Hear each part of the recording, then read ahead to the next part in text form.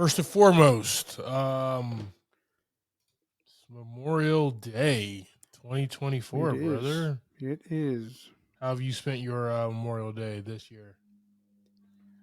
Building a puppy gate for my front room to kitchen area. Nice. Yeah, gotta close off his space a little bit. He's getting a little wild. Getting a little wild. I got it, man. Yeah, Good stuff. pretty I much have it. I went to the gym this morning. Okay. And then after that, I came home and finished the series Knuckles on Paramount Plus. Oh yeah. Just super cute, just super fun. Yeah. In the same vein as Sonic, those Sonic movies, man. Yeah, I got you. Really good, man. But that's how I've really been spending my Memorial Day, 2024. Just real quick, guys. Remember this Memorial Day weekend, it is in remembrance of those who served, those who've sacrificed, those left behind, and the ones who carry on. Us over here at MIAP and Uprock Media say thank you for your service. Really do appreciate it. All right, man. Gotta talk about what I've kind of been. I gotta get some stuff off my chest. Let's man. go. Come on. Trust tree. I got you. Trust tree right now. Okay. I think I'm addicted, man. I think I have an addiction. Okay. And the addiction is Apple TV Plus.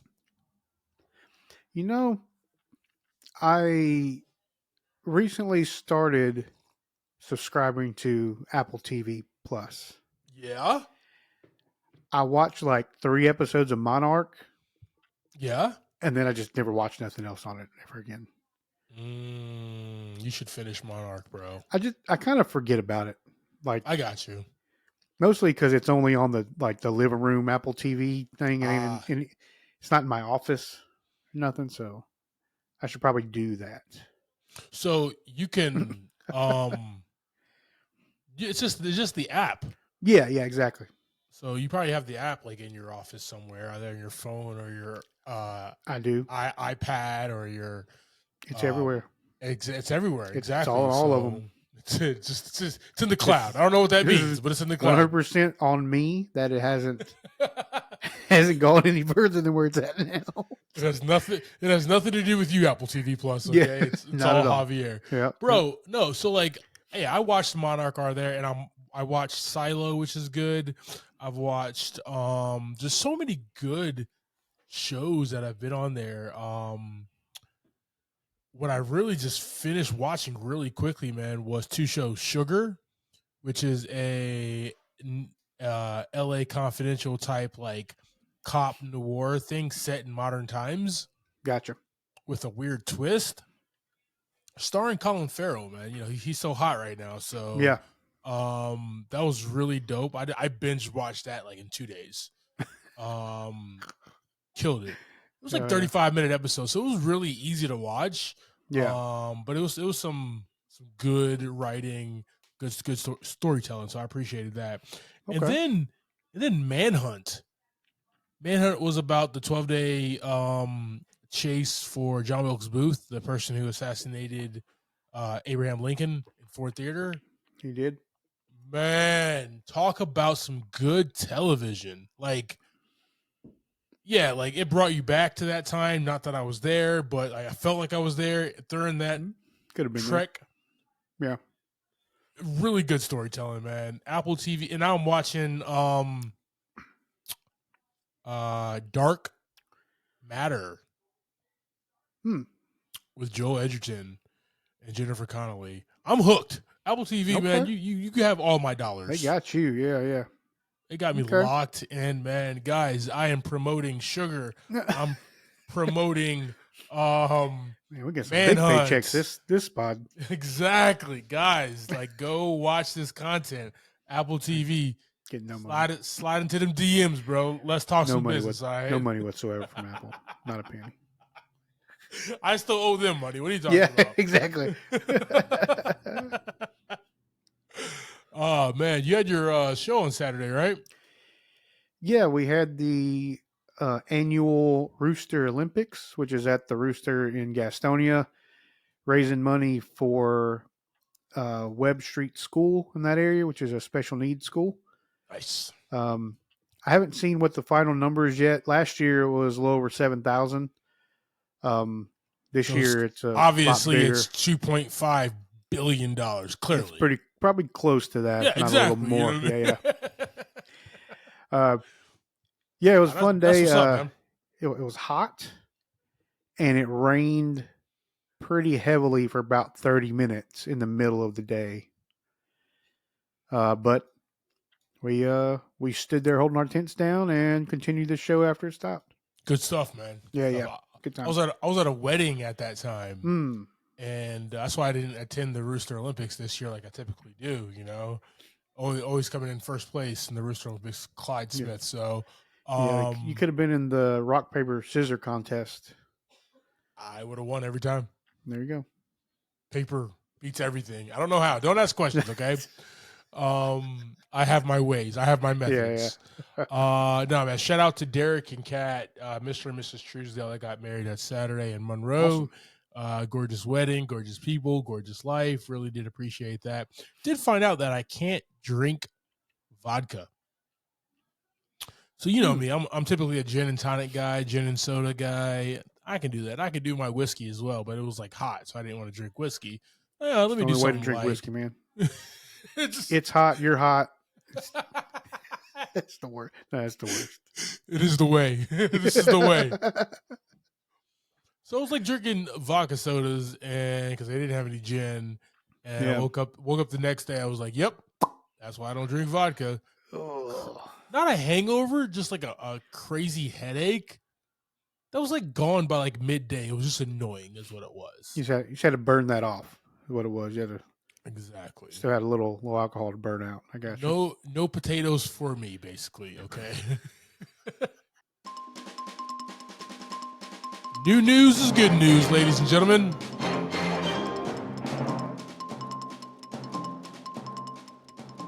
All right, team. There's that beautiful sound again. We got some news coming at you here. According to Variety, DC's Green Lantern series taps Damon Lindelof from and the Ozark showrunner Chris Mundy as writers. Okay. I saw a little bit of this on the radar. Couple things here, man. Chris Mundy from Ozark. That's the only thing I really know him from.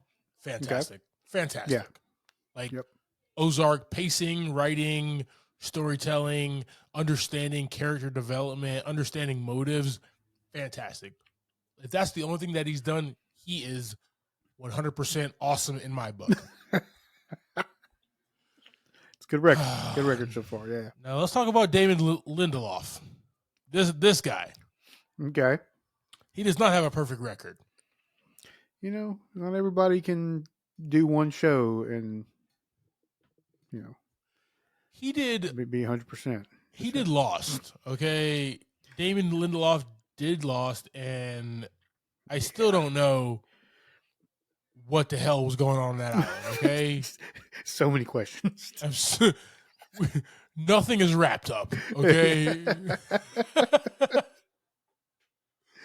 Nothing at all is wrapped up as far as I'm concerned in regards to what the hell was going on that damn planet.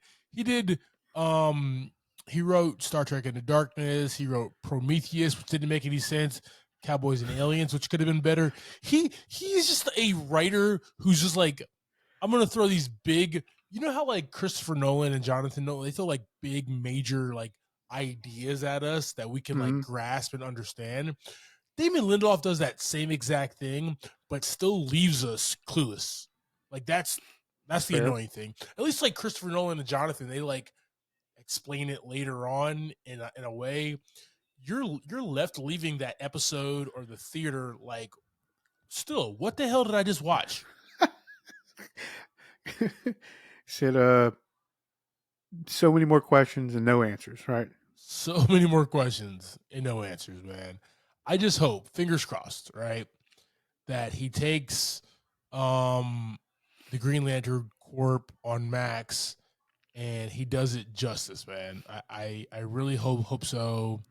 I'm gonna be really hot if it's like another just convoluted mess of ideas.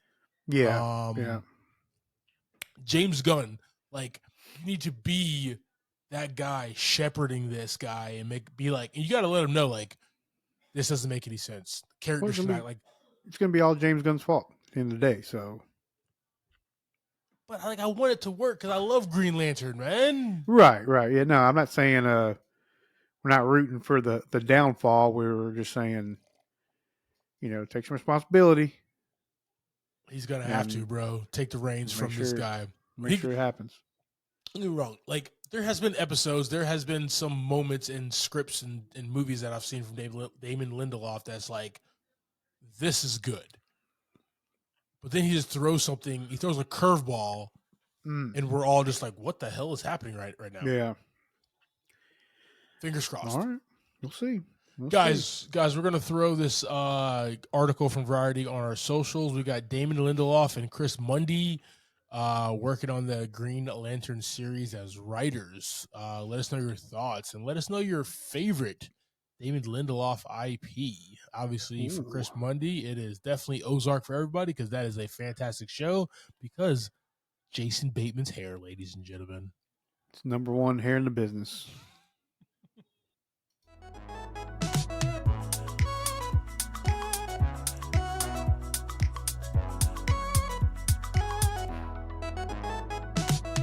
Welcome to this episode of Movie in a Pod. I am Clyde Smith. I am Javier Villalobos. On this episode, we're discussing trailers for Trigger Warning, Reagan in our Movie of the Week, Eurotrip. That's right, guys. We're going on vacation.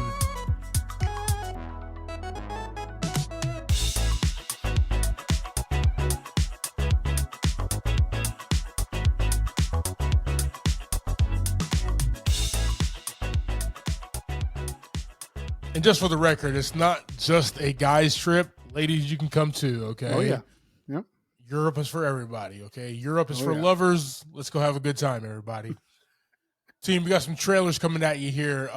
The return of Jessica Alba in a Netflix drop called Trigger Warning. And then we have that Mr. Quaid, Dennis, as the president from the 80s, Reagan. Nice. Reaganomics. And clearly we're going to have a guest appearance by Max, ladies and gentlemen. Yeah. Max is somewhere around here getting yelled at. hey, team, we have socials. Click that link tree in the show notes and hit us up. Appreciate you guys' love and support. I'm sorry about your dad, but I'm glad you're home, kid. Why does she look exactly the same as when she was in Dark Angel? Yep. Welcome back. Awesome. People like you around here. They like Harry. Or liked him.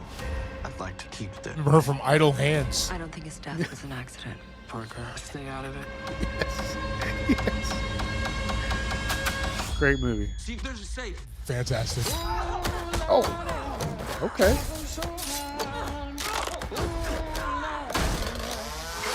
There you go.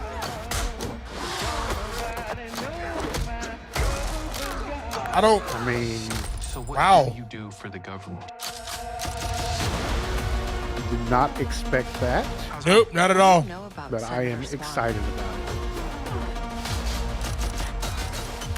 What the hell you got into? How much does Parker know about this? Oh boy. Too much. This is Here we about more go. than just my dad. There it is. I need to know the truth. If you pivot on that back foot, you won't punch like such a little bitch. You want to know what really happened to Harry?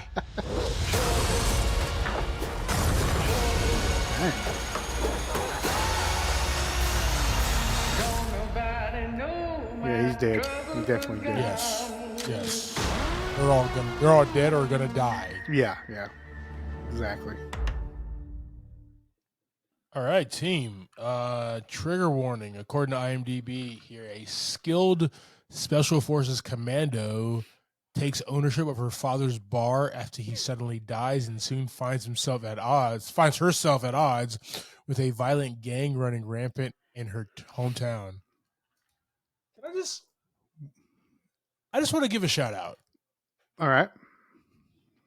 We are getting like, you know, when we were young and our parents were like, history repeats itself, like that fashion, that music, this everything repeats itself. We're getting back to like 80s and 90s type action films. This plot, paper thin,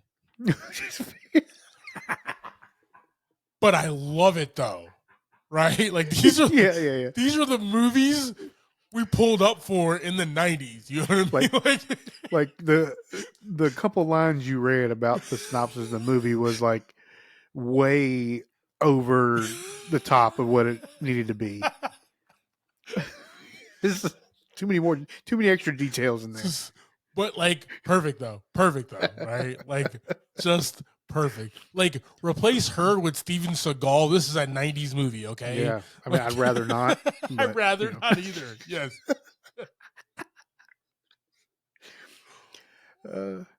Bro, give me your thoughts on this trailer. Yeah, she it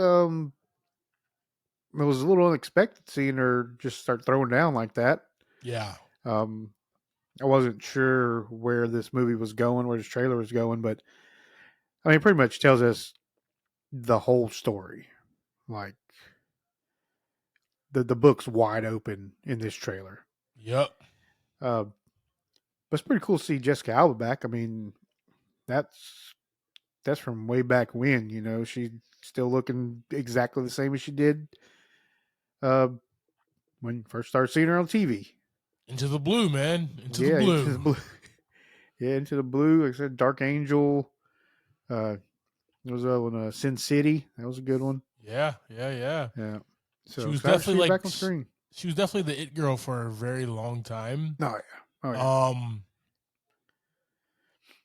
She's like hawking like home goods now. She has like a home goods like mom business. Yeah, the Honest Company, I think, is the name of her thing.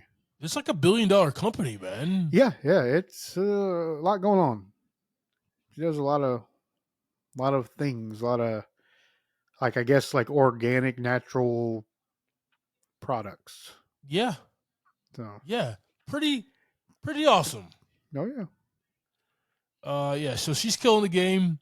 And she's coming back to kill a bunch of these dudes that are hanging out by her dad's bar. That's what this movie is, team. Yeah, she straight up murdered a couple of guys. So looks cool. Yeah, looks intense. I'm really excited about it. Yeah. I'm definitely gonna pull up for this one as soon as it drops on Netflix. And I'm just gonna be like, popcorn. Let me get an RC Cola. Take me back to the 90s, baby. That's what this movie is gonna be about right here. Okay. Yeah.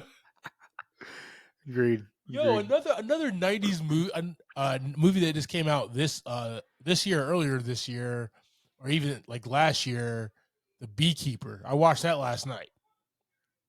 Yeah, I haven't caught that yet, but Jason Statham? Yeah. It is a 90s action flick through and through. Mind you, every one of Jason Statham's movies is a 90s action flick. I wasn't going to say it. I was trying to be nice. I wasn't going to say that out loud, but you know, I agree. But like the campiness, the 90s campiness was there with this. Yeah. And I enjoyed every second of it. So it's like everything. It's like making a comeback, and I'm here for it, team. We're gonna throw trigger warning on our socials. Let us know your thoughts on this, guys. Also, let us know what your favorite Jessica Alba film is. Mine is definitely Into the Blue. Rest in peace, Paul Walker. Good Luck, Chuck. That was with Dane Cook. That was a good, funny one for her. So that was a solid flick. Yeah. All right, team. With those on the socials, let us know your thoughts. Welcome to your life. There's nothing a retired governor can do, but a president, now he can do a thing or two. Everybody wants to rule the world. I will be frank with you that as a citizen, I would not like to see any political party outlawed on the basis of its ideology, because I still believe, Mr. Chairman, that democracy can handle it. I was a brand new KGB officer, given my first intelligence assignment. A certain actor and union leader. Dutch, there's a purpose for your life. You can run from a bully for so long, but after a while, you're gonna have to stand up to him. There's about to be another war right here in Hollywood. The commies on one side, the mob on the other. And you're right in the middle, son. If you put as much work into your career as you do making your speeches, you'd have an Oscar by now. Hello, I'm Nancy Davis. Hello, Nancy Davis. I'm Ron Reagan. I'm curious, Ron. What Would you say is the issue of our time? No question about it. Communism and the Soviet Union. Get in the game. Run for office. It's you! I'm running for governor, and I would like your vote. I forgot your name. Do his initials help? RR? Honey, Roy Rogers is here! And he's running for governor! Ronnie, remember when we met? You told me that you wanted to make a difference in this world. You know what you have to do. Governor Reagan again, typically, is against such a proposal. There you go again. But he was not afraid to take us on. There's nothing a retired governor can do about the Soviets, but a president. Now he can do a thing or two. Welcome to your life. I was a lifeguard on a river, There's no turning back. and I learned how to read the currents. Not just the ones on the surface. Yeah, there was a bunch of but also assassination the attempts on ones his ass. deep underneath the water. I am about to start the biggest war of this century, and I'm not gonna fire a single shot. You're gonna blow up 8 years of diplomacy. Well, if you think that got their undies in a wad, you just wait. What did the president know, and when did he know it? What would you have me do? I want you to fight!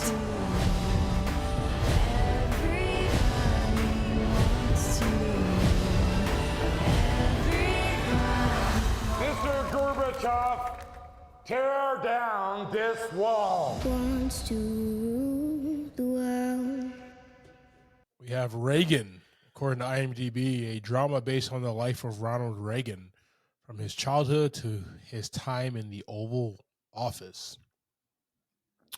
JV, I'm going to let you lead this one. I know how much you love presidential period pieces here. What were your thoughts on this, brother?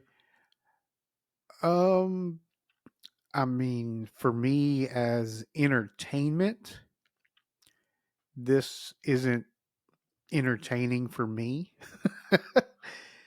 What if, really what if you had a lightsaber? Okay, you got me. That's 100% in. I'm locked in, bro. Locked in, that's it. All I need is a fictional, very dangerous sword. No, man. I mean, I'm not really. I know it's not like necessarily a political movie. It's just a history movie, right? Yeah.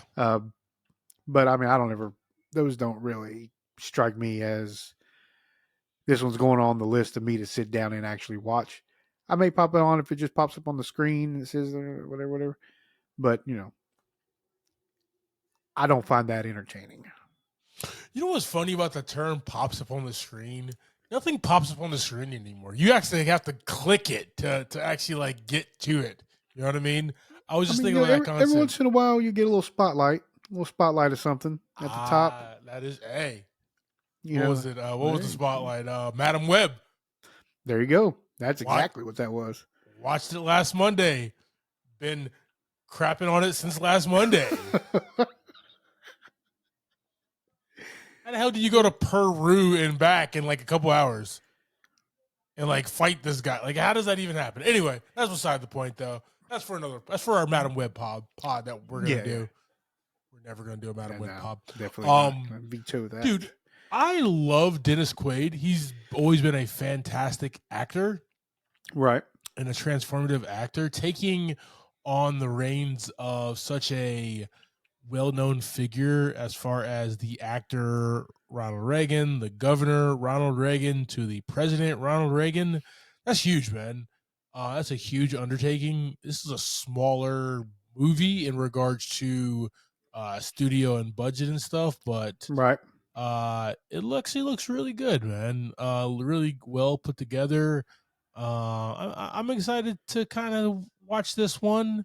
You know, yeah, yeah. I'll just leave it at that, man. We'll just see Right. what happens in regards to this one here. Might be one of those like, ooh, Oscar buzz. You know what I mean? Yeah. Who knows? But yeah, guys, we'll throw this on our socials. Reagan. Let us know, guys, in the comments who your favorite president is and why was it Rutherford B. Hayes? I'm joking. Was just because somebody could be like, Rutherford B. Hayes was the greatest president ever. And they're gonna like school me on exactly why. Right. Guys, now let us know what your favorite Dennis Quaid movie is. Let us know in the comments, team.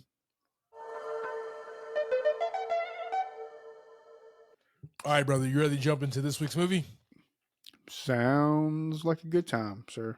Yes, it is. Ladies and gentlemen, boys and girls, we have Eurotrip. All right. Eurotrip dropped in the good old year of 2004. And this movie, man, this was a year before our graduation. This was really a year was. before we became into, before we became men. You know what I mean? There's a lot going on in 2004. Few movies that came out that year is iRobot, The Butterfly Effect, Chronicles of Riddick, AVP, Hellboy, Nice. Scooby-Doo 2, Pixel Perfect. I don't even know what that is. No clue. But a fantastic movie that I loved absolutely so much in the horror genre. Final Cut. Final Cut with my man Robin Williams. Nice. He had a horror turn, and it was fantastic, team. Yeah, 2004 was pretty good for movies. Going back to Eurotrip here, it was directed by Jeff Schaefer, written by Schaefer, Alec Berg, and David Mandel. We have a $25 million budget and gross $20.8 million at the box office. Starting this, we have Scott Meklowicz as Scott Thomas, Jacob Pitts as Cooper Harris, Michelle Trachtenberg as Jenny, Travis Wester as Jamie, Jessica Bowers as Mika, and I'm just going to say Matt Damon was in there, just being awesome. Matt Damon was in there just being awesome. Love it. Yeah, we got some. We also had Lucy Lawless in there too. Lucy Lawless, Fred Armisen, and Jeffrey Tambor as well. Yeah, there was this that Kristen Cruick. Yeah, this had a good cast, man. Oh yeah, this had a definitely good cast, man. Go ahead and give us that quick synopsis of this movie. Yeah, Scotty and some friends are on a journey through Europe to find his pen pal Mika. But that's only after Scotty realizes that it's actually Mika, a female, not Mike, a guy. That he suddenly has feelings for this person. So that they're trying to find her. Perfect, man. Perfect. He was attracted to a dude. That's all I'm saying. you know. So let's start at the top here. We have Scott Meklowicz as Scotty Thomas, and he is recent high school grad, and I love how we're introduced to our protagonist as a guy who's just like, you see him walk out of like graduation. He's like, all right, this kid's kind of cool. All right, let's go on this trip with him. Let's go. Yeah. Here we go. We got his buddy, his sidekick, Cooper next to him. Let's go. And the first 3 minutes of seeing this guy, he gets dumped by his girlfriend. Like, and not Not easily either. That was pretty rough. Dude, that was a rough one. That was one of the roughest breakups I've ever been a part of, and I wasn't even a part of it, guys. I cringe every time I see this opening scene, bro. It's just like, God, to take my man out like that. Yeah. I forgot that happened so fast in the movie. Happened so fast. Like I hadn't seen it in a little while, and I was like, oh man, this is right now. Like first off, we just figured out who directed this movie, and now we're getting breaking my man's heart from the beginning. Yeah. This was faster. This was faster than Jason Bateman and This Is Where I Leave You, where he caught his girlfriend or wife cheating or whatever. Mm-hmm. Like, this happened way faster, okay? I thought that was breakneck speed. No. God, at least there was like a scene in between that. Nope, that was it. But what no, about Luke Wilson in Old School when he finds his girlfriend cheating? It's such a good jumping off point to like, it's because you bring your hero, you bring your protagonist down to their lowest point as fast as possible. Super cool. Have his girl, who he thinks that he's just like, they're both head over heels, he's about to get married, all that stuff. Yeah. Just boom, like, nope, cheating. Yep.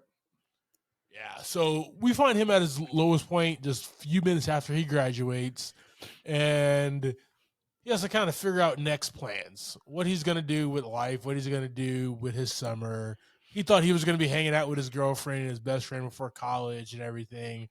Now he has absolutely no clue whatsoever. Except for they know they're all going to Buddy's party that night. That's all that anybody ever really knows about. He does have this weird pen pal relationship with who he thinks is a German man. Yeah. The entire time. And he even talks about to like his best friend Cooper, like, man, I just told this person things that I haven't even told you before. Right? Yeah. And it's just like, No, yeah, it's not cool. Which, like, I kind of looked at that in two different ways, right? You connect with this person on a deeper level where you guys have a lot more connections than the typical person that you're like Cooper or anybody else. Yeah. And then at the time, this is a person who is halfway across the globe that you don't ever plan on seeing. So if you tell them anything, what is it going to harm you? You know what I mean? Right. So I kind of see you it. Don't like truly know each other, right? Yeah. A little mystery there. And it was 2004, so we were just talking on cell phones. Yeah, it wasn't even the dawn of the iPhone yet. So. Yeah, exactly. Yeah, it's wild to think about that, isn't it? Super wild, man. Yeah. But then after the breakup, the dumping, after the party, after finding out he has really no summer plans, and also finding out that Mike is actually Mika, and Mika is a really attractive blonde German girl. He does everything in his power to make it to her. And like this guy, man, he's known. Everybody says he's so predictable. He doesn't do anything out of the box. He knows his next 7 steps. Everybody knows his next 7 steps. So like that's who our protagonist hero is, and it's good. It's interesting seeing his growth through this film. Yeah. All right, we got Jacob Pitts as Cooper Harris, Scotch raunchy, best friend, hypersexual man, driven by his own base impulses. This is our typical friend in these raunchy movies, right? Yeah. You got one guy who's like always just about that, and he leads his friend on an incredible journey most of the time, and straight like lying to him as well. Yeah. Oh man, it's right. It's like oh man, Berlin is like a block away, bro. We're good. Like London's an island, okay? England's an island, bro. Yeah. We'll figure it out. Yeah. Oh man, just hilarious, dude. But yeah, he's just trying to get some like European ass at the end of the day. Like that's his whole motivation for this trip.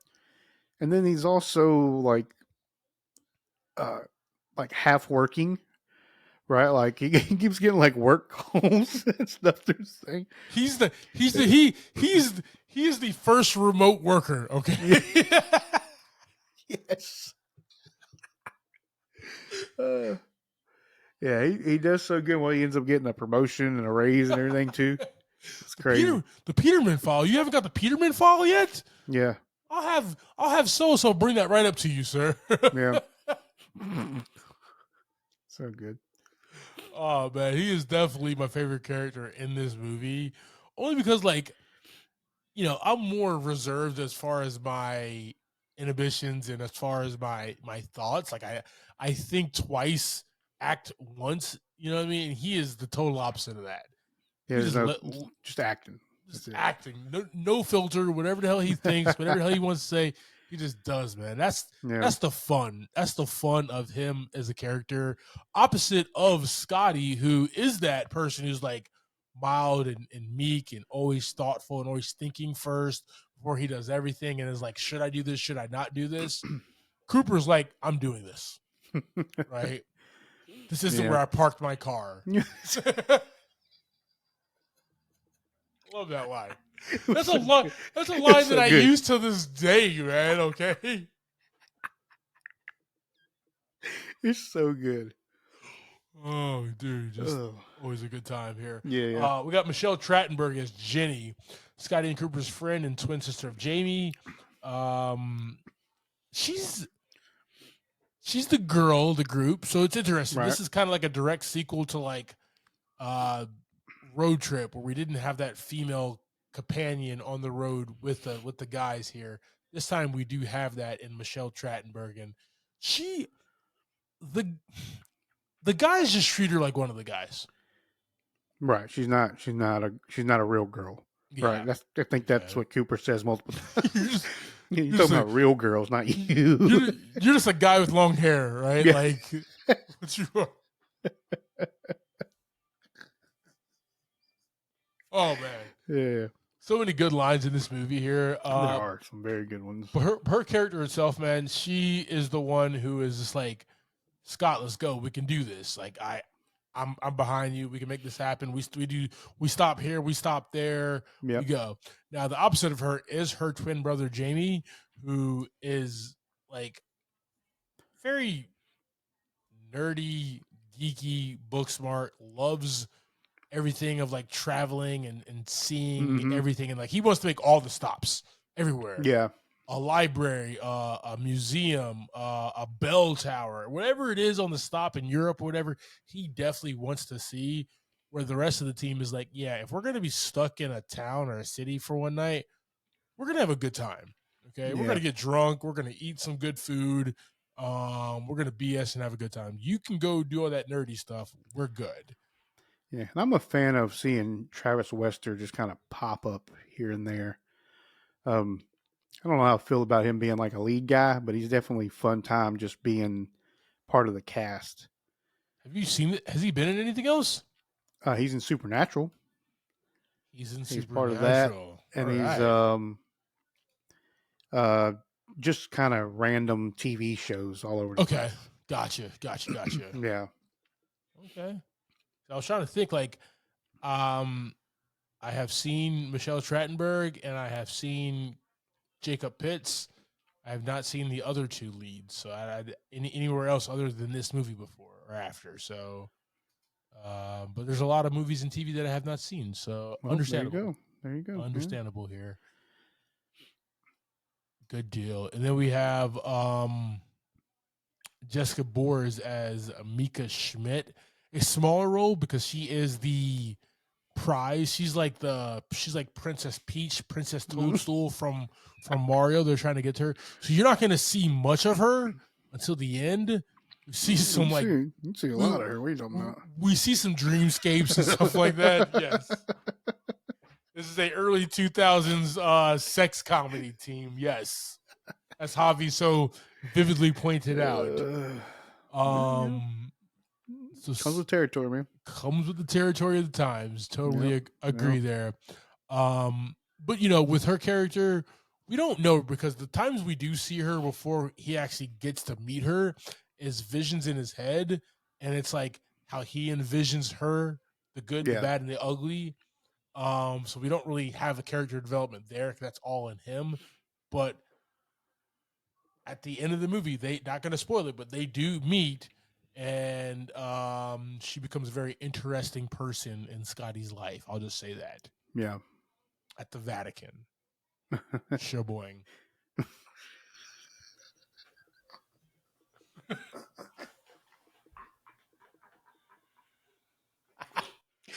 Shaboing. Oh boy. All right. So this movie, man, was totally filmed in Prague, the Czech Republic. So the entire movie was. None of it was filmed actually in London or Rome or everything. Everything was in the Czech Republic.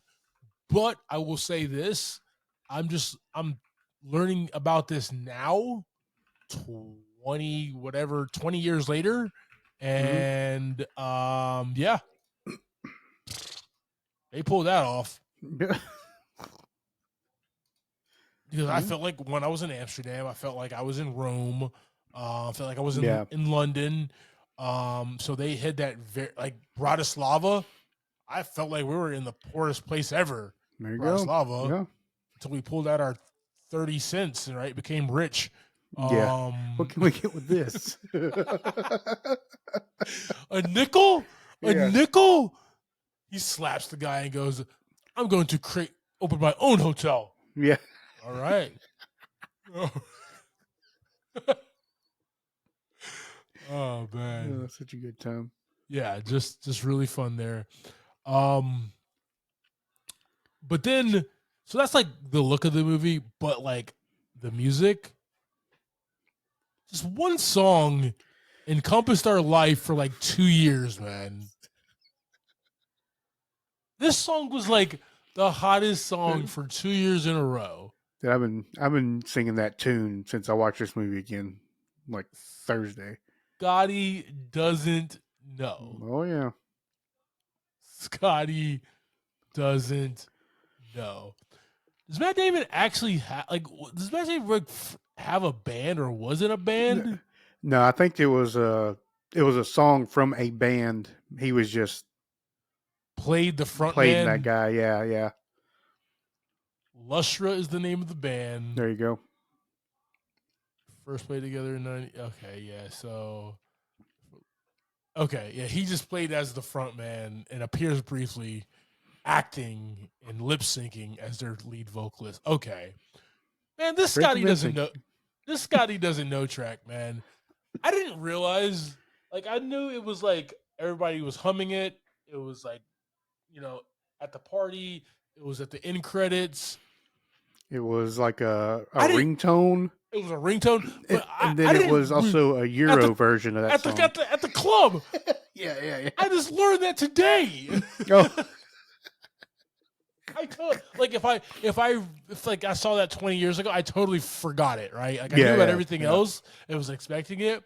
But even like at the nightclub, I was like, wow, it is everywhere. Yeah. Popped up quick. Mm-hmm.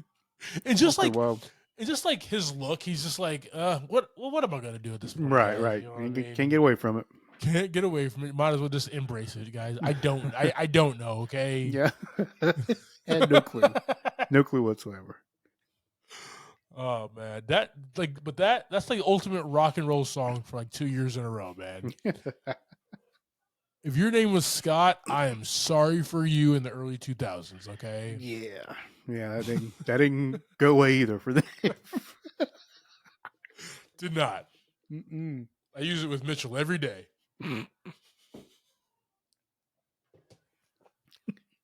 He really doesn't know. Love you, Mitch. His middle name is Scott, guys. Right. All right, man. Let's talk about a theme here.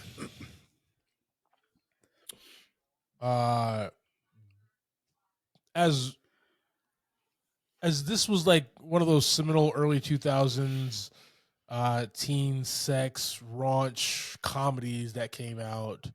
There still had a good theme behind it, is what the writer director was looking for. Be courageous, man. Get out of your comfort zone and live a little. Right. Be a little adventurous. You know, a lot of kids don't do that anymore, man. I talk to a lot of, you know, when I worked at Wells, I worked with a lot of recent college grads who were just trying to make it. Their singular focus was like their next college or their next career move, right? It was really about having fun. Can't forget that, man. You got to have fun in life. Yeah, you start getting burned out after a while. Yeah, man. I mean, without fun, you know, without your friends, without smiling and laughing and getting through this crazy world, man, what is life even about? Yeah. Right. Without that fun part. And I think that's what this movie was trying to do. There's been a lot of like graduation, let's go have fun type party, like movies or whatever, but none with a character just like him who kind of had his life set as far as pre-med, following his dad's footsteps and everything. I think that's what this writer director was looking to tell us here. So yeah. All right, team, that is our conversation about 2004's Eurotrip. Quick, 94 minutes this movie, man? Good. Yeah, it was right there. This was before you had to watch 3-hour movies in 3D and IMAX and stuff. Oh, man. You're right. 92 minutes. I gave it 2 extra minutes. I'm sorry. Yes, right in Hobby's wheelhouse right there, guys. Thoughts and ratings, brother. Give me your thoughts on this, man. Yeah, man. 2004. You said we were about to graduate. And I remember when this movie came out. And like you said, it just haunted us for so long. That one song. Yeah. Not necessarily the movie or any of the lines in the movie as much, but that song was just all the time. Somebody was singing it. You heard it somewhere. But yeah, I've watched this one a few times over the years. It's fun. It's not, I mean, it's not as bad as some that have come out in this kind of time as well. Yeah. And the rewatch on it wasn't too bad. Like, there were some kind of things you see now as a older gentleman that you're like, all right, that was a little much, but you know, it was 2004. It was a weird time. So it was definitely a weird time. Now this is a fun rewatch for me, man. I'm gonna give this one 3 buckets of popcorn. All right. Yes, sir. How about you? Yeah, this one gets 4 buckets of popcorn for me, man. Right. This is one of my favorites, you know, from the early aughts. This came out right the year before we graduated, and I remember the talk, man. Like, let's go on a European vacation. You know, let's go find our Mika. Yeah. Excuse me, Mika. Oh, easy. You know, this is one of those comedies that's like, yeah, you can say like times has changed and everything, man. Yeah. But this is one of those harmless, fun, young adult fun that stands the test of time. I'm glad we really revisited this one, man. 4 buckets of popcorn all the way. Let's go. Thank you for subscribing to this week's episode, talking through 2004's Eurotrip. Next week, we'll be discussing the Jennifer Lopez sci-fi flick, Atlas. You can catch J-Lo streaming on Netflix. Like always, I am Clyde Smith. You can find me across all socials. I am Clyde D. Smith. I am Javier Villalobos. You can find me across all socials at Mr. J8200. Thanks, guys. Appreciate it. Like always, Scotty really doesn't know. No clue.